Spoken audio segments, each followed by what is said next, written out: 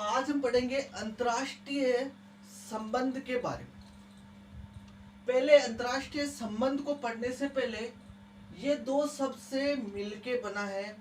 एक शब्द है अंतर्राष्ट्रीय और दूसरा शब्द है संबंध। अंतर्राष्ट्रीय मतलब जितने भी देश हैं उनके मध्य संबंध। आपकी पुस्तक का नाम भी यही है, अंतर्राष्ट्रीय संबंध, अर्थात जितने भी देश हैं उनके मध्य संबंध कैसे कैसे उसके बारे में हम अध्ययन करेंगे।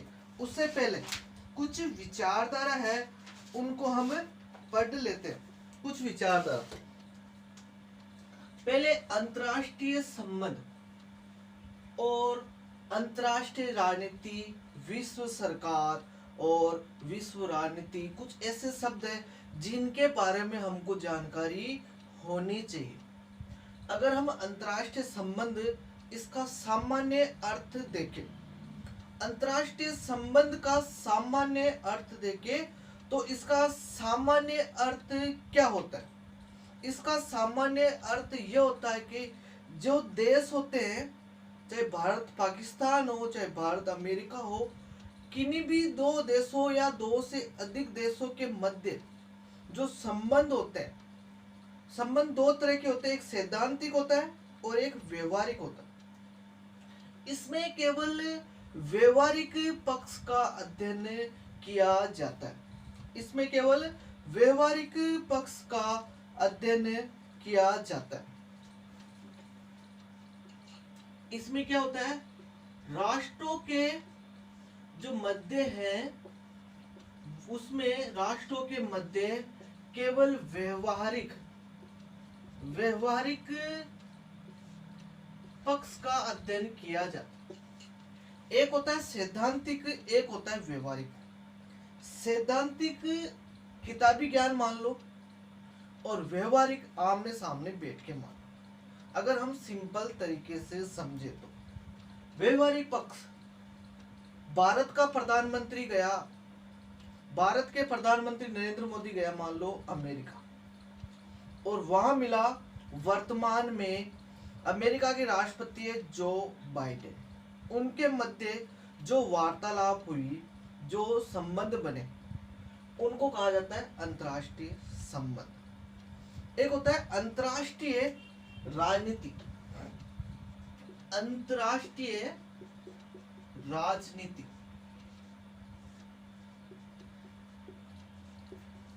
ये अंतर्राष्ट्रीय राजनीति में क्या होता है? इस अंतर्राष्ट्रीय राजनीति में क्या सैद्धांतिक के साथ साथ व्यवहारिक पक्ष का भी अध्ययन किया जाता है। कौन सा?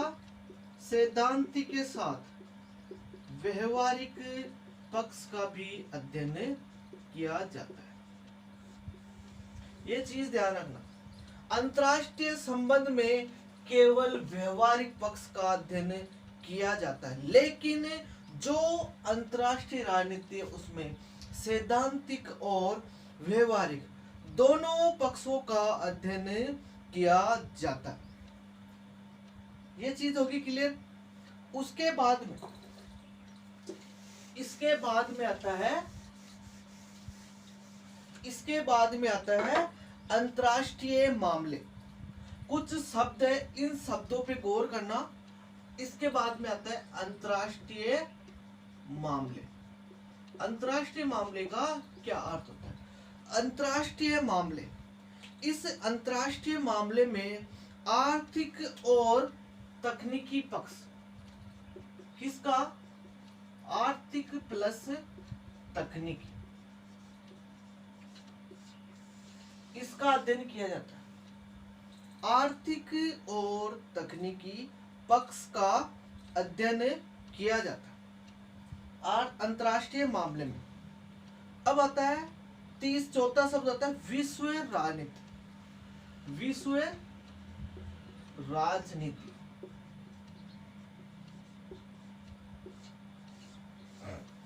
अंतर्राष्ट्रीय संबंध हो गया, अंतर्राष्ट्रीय राजनीति हो गई, अंतर्राष्ट्रीय राजनीति हो गई। विश्व राजनीति, इस विश्व राजनीति में क्या होता है कि जितने भी विश्व में देश हैं उन देशों में सबसे शक्तिशाली देश कौन सा है? जितने भी देश है उसमें सबसे शक्तिशाली देश कौन सा है?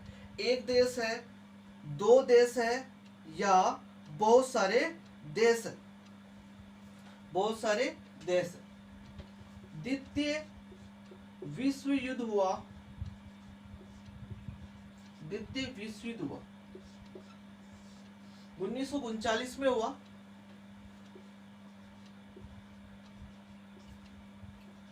लगभग 45 में खत्म हो गया, 44-45 में खत्म हो गया। इस द्वितीय विश्व युद्ध में क्या हुआ कि इस द्वितीय विश्व युद्ध के बाद क्या हुआ कि द्वितीय विश्व युद्ध के बाद दो महाशक्तियां थी। कितनी? दो महाशक्तियां। कितनी थी? दो महाशक्तियां थी। दो महाशक्तियां बनी द्वितीय विश्व युद्ध के बाद। दो महाशक्तियां बनी। एक का नाम था अमेरिका और एक का नाम था सोवियत संघ। सोवियत संघ। द्वितीय विश्व युद्ध के बाद दो महाशक्तियां बनी। जितने भी देश है उसमें सिर्फ दो देश ऐसे थे जिसके पास सबसे ज्यादा शक्तियां थी। दो महाशक्तियां बनी, एक अमेरिका और एक था सोवियत संघ। यहां तक बात समझ में आ गई? एक अमेरिका और एक सोवियत संघ। बट क्या रहे? विश्व राजनीति किसे कहते हैं? लेकिन 1991 में, कब? 1991 में क्या हो गया? ये जो सोवियत संघ था, ये सोवियत संघ, इसका हो गया विघटन। ये इसका हो गया विघटन। 15 अलग अलग देशों में बट गया सोवियत संघ। अब शक्ति किसके पास आ गई? केवल अमेरिका के पास रह गई। द्वितीय विश्व युद्ध के पास दो देश थे, अमेरिका, सोवियत संघ। तो विश्व राजनीति में द्विध्रुवीय थी, दो देशों के पास थी। लेकिन 1991 के बाद सोवियत संघ का हो गया विघटन, सोवियत संघ हो गया खत्म। उसके बाद में सारी शक्ति किसके पास आ गई? अमेरिका के पास। तो विश्व राजनीति में सबसे ज्यादा अभी कहते हैं अमेरिका के पास शक्ति। तो विश्व राजनीति में 1991 के बाद क्या हो गया? एक ध्रुवीय हो गया। विश्व राजनीति क्या हो गई? एक ध्रुवीय हो गई। एक ध्रुवीय मतलब एक के पास सारी शक्ति आ गई, अमेरिका के पास। इसी को कहा जाता है विश्व राजनीति। एक बार वापस शुरू से देखते हैं। Paper second BA third year का अंतरराष्ट्रीय संबंध। अंतरराष्ट्रीय संबंध में केवल व्यवहारिक पक्ष का अध्ययन किया जाता है। किसका अध्ययन किया जाता है? केवल व्यवहारिक पक्ष का अध्ययन किया जाता है। लेकिन अंतरराष्ट्रीय राजनीति में व्यवहारिक पक्ष के साथ सैद्धांतिक पक्ष का भी अध्ययन किया जाता है। यहां तक बात क्लियर? अंतरराष्ट्रीय संबंध और अंतरराष्ट्रीय राजनीति में फर्क समझ में आ गया? अंतरराष्ट्रीय संबंध में केवल सैद्धांतिक, केवल सैद्धांतिक। अंतरराष्ट्रीय संबंध में केवल व्यवहारिक, केवल व्यवहारिक। लेकिन अंतरराष्ट्रीय राजनीति में सैद्धांतिक प्लस व्यवहारिक दोनों का अध्ययन किया जाता है। अंतरराष्ट्रीय मामले में आर्थिक व तकनीकी पक्ष पर ज्यादा जोर दिया जाता है। इसके बाद में आता है विश्व सरकार। विश्व सरकार, विश्व सरकार का अर्थ यही हो सकता है कि इसमें क्या होता है कि महाशक्तियों की संख्या कितनी है और उनका प्रभाव और इनके बारे में अध्ययन किया जाता है। महाशक्तियों की, इसमें क्या? महाशक्तियों की संख्या, महाशक्तियों की संख्या प्लस प्रभाव, इनका अध्ययन किया जाता है। महाशक्तियों की संख्या कितनी है और क्या प्रभाव है? महाशक्तियों की संख्या प्लस प्रभाव, इनका अध्ययन किया जाता है विश्व राजनीति में। द्वितीय विश्व युद्ध के बाद दो महाशक्तियां थी, अमेरिका और सोवियत संघ। लेकिन 91 में क्या हो गया, सोवियत संघ का विघटन हो गया और अभी एक ध्रुवीय अर्थात एक देश के हाथ में शक्ति आ गई जिसे अमेरिका, जैसे अमेरिका। लेकिन कहा जाता है कि वर्तमान समय में, कहा जाता है कि वर्तमान समय में अनेक देशों के पास क्या हो गई, ये शक्तियां बढ़ रही है। अनेक देश क्या कर रहे हैं, ये अनेक देश अपने हाथ में बहुत सारी शक्तियां ले रही है, महाशक्तियां बन रही है। जैसे चीन हो गया, चीन अमेरिका की टक्कर दे रहा है। अभी कोरोना काल चल रहा है, चीन से फैला, चीन से स्टार्ट हुआ कोरोना, लेकिन विश्व के जितने भी देश हैं वहां तबाही मचा रहे हैं। लेकिन जहां से स्टार्ट हुआ कोरोना, जैसे चीन, वहां उसका कुछ भी उखाड़ नहीं पाया। कोरोना की वजह से सबसे ज्यादा शिक्षा, स्वास्थ्य और गरीबी, बेरोजगारी, इन पे सबसे ज्यादा फर्क पड़ा। भारत जैसे छोटे देश, भूटान, पाकिस्तान, अफगानिस्तान, बांग्लादेश और श्रीलंका, इन देशों पे सबसे ज्यादा फर्क पड़ा। लेकिन चीन ने जहां से कोरोना स्टार्ट किया, चीन का कुछ भी नहीं उखाड़ पाया। कोई तो वजह होगी, कुछ भी नहीं उखाड़ पाया। यही वजह है कि उसके पास आर्थिक शक्ति है, वो महाशक्ति बनने वाला है। इतनी शक्ति है कि वो कोरोना वहां पे फैलने के बाद भी कुछ भी नहीं उखाड़ पाया।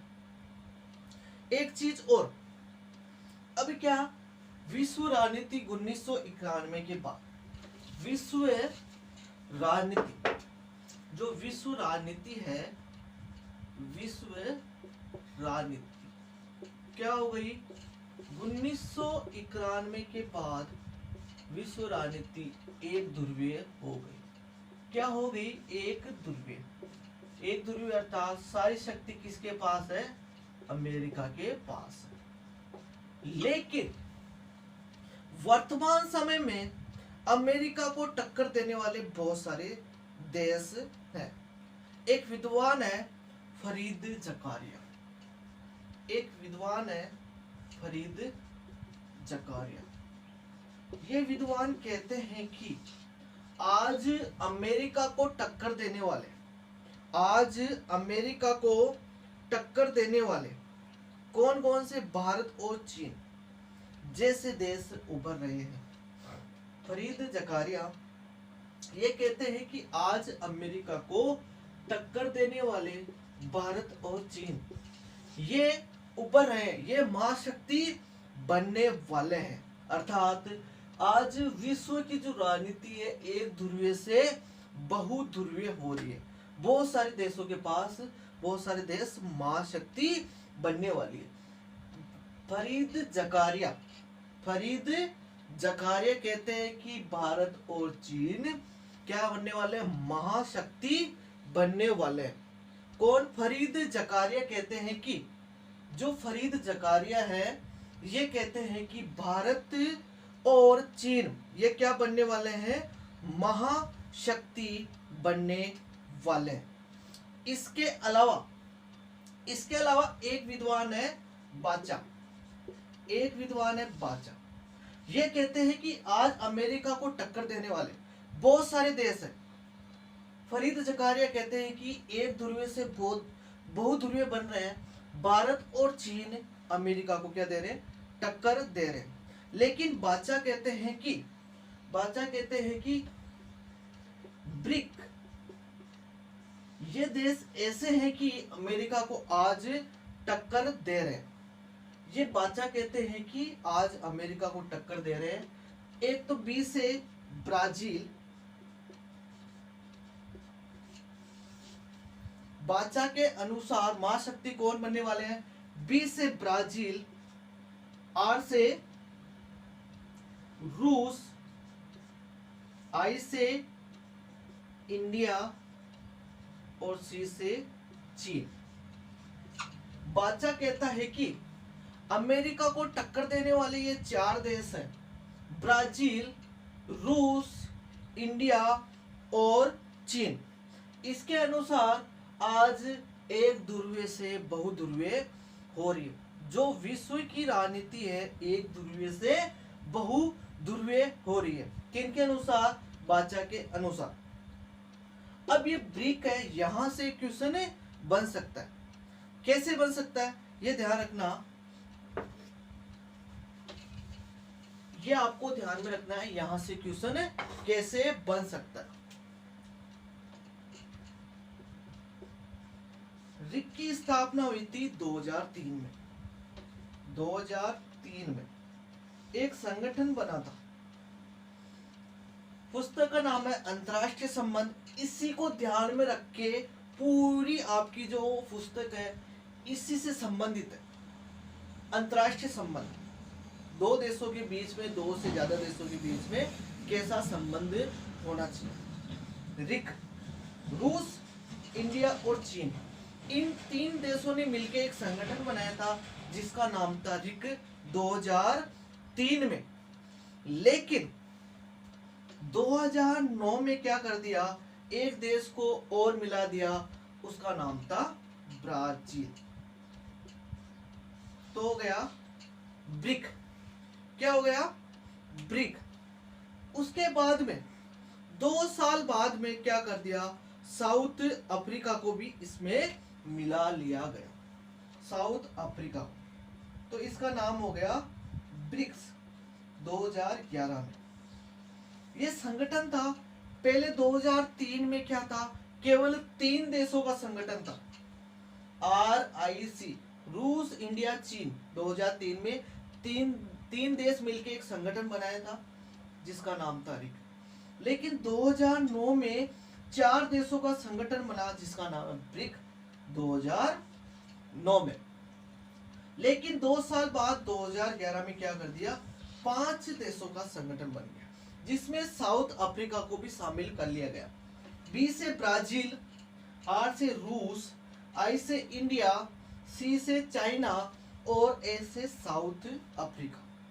तो विश्व राजनीति क्या हो रही है, विश्व राजनीति एक ध्रुवीय से बहुध्रुवीय हो रही है। 2011 के अनुसार ब्रिक 5 देश और महाशक्ति बनने वाली है। यह तो था फरीद जकारिया और बाचा के अनुसार। एक विद्वान है रेंडन, ये क्या कहते हैं कि कुछ ऐसे भी देश हैं जो आज महाशक्ति बन रही हैं जिनका नाम है इप्सा। ये देश आज महाशक्ति बन रही है।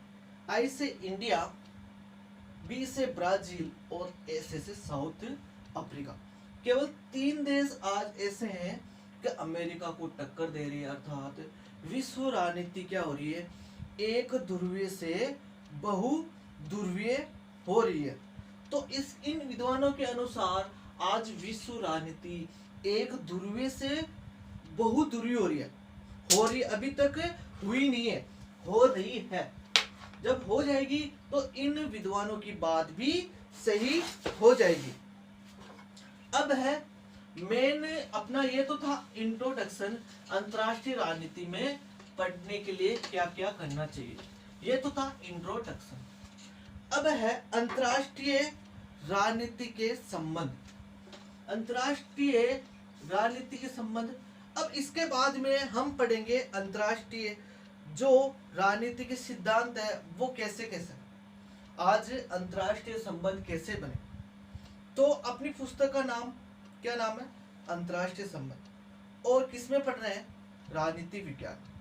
तो अंतरराष्ट्रीय राजनीति के सिद्धांत किस प्रकार होने चाहिए। तो सबसे पहले ध्यान रखना, अंतरराष्ट्रीय राजनीति को 2 भागों में बांटा गया। कितने भागों में, 2 भागों में बांटा गया है। अंतरराष्ट्रीय राजनीति को 2 भागों में बांटा गया। एक का नाम है और दूसरे का नाम। अंतरराष्ट्रीय राजनीति को कैसे बांटा गया, सबसे पहले ये जितने भी विवाद होते हैं, विवाद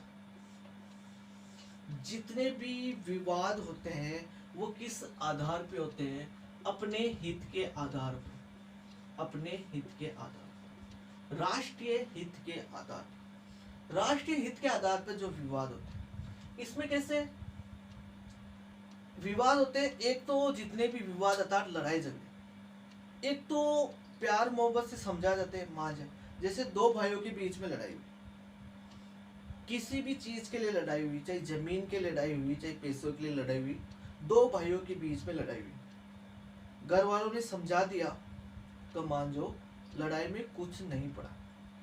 तो एक तो शांतिपूर्वक समझा दिया, एक होता है दूसरा, दो भाई समझे नहीं और लड़ाई झगड़े मतलब लाठियों से समझे, एक युद्ध से।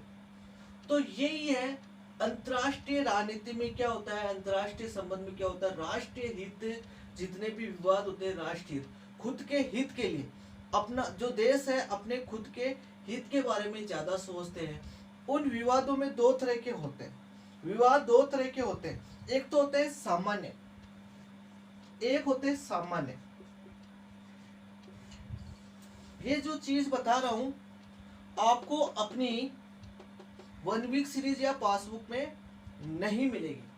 एक विवाद होते हैं सामान्य, समझाने के हिसाब से देखो, एक तो होता है सामान्य, एक होता है कठोर। एक विवाद होते हैं सामान्य, एक होता है कठोर। सामान्य अर्थात ये विवाद क्या होते हैं?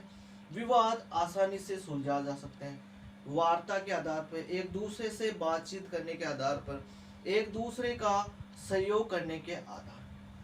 जो सामान्य विवाद होते हैं उन्हें कहा जाता है आदर्शवादी, उन्हें कहा जाता है आदर्शवादी। जो विवाद होते हैं कठोर, वो क्या होते हैं? लड़ाई झगड़े, संघर्ष, शक्ति, इनके आधार पे सुलझाए जाते हैं, इन्हें कहा जाता है यथार्थवादी। यथार्थवादी क्या कहा जाता है? यथार्थवादी। जो विवाद आसानी से वार्ता के हिसाब से सहयोग के आधार पे सुलझा दिया जाता है उन्हें आदर्शवादी। और जो कठोर होते हैं अर्थात जिन्हें युद्ध, संघर्ष या इनके आधार पे किया जाते हैं वो कहा जाता है यथार्थवादी। दो चीज समझ में आ गई, एक आदर्शवादी और एक यथार्थवादी। ये क्या करते हैं? ये केवल वार्ता, आपस में बातचीत के आधार पर और सहयोग के आधार पर, बातचीत के आधार पर और सहयोग के आधार पर सुलझा लिए जाते हैं। लेकिन जो यथार्थवादी होते हैं ये क्या करते हैं? युद्ध करेंगे, संघर्ष करेंगे, इनके आधार पे सुलझाते हैं। तो राष्ट्रीय हित के जितने भी विवाद होते हैं वो सामान्य या कठोर होते हैं। इन्हें आदर्शवादी, यथार्थवादी दो भागों में बांटा जा सकता है। जो वार्ता या सहयोग के आधार पे किए जाते हैं उन्हें आदर्शवादी कहा जाता है। जो युद्ध और संघर्ष के आधार पे किए जाते हैं उन्हें यथार्थवादी कहा जाता है। एक बार ये डायग्राम बनाओ आप,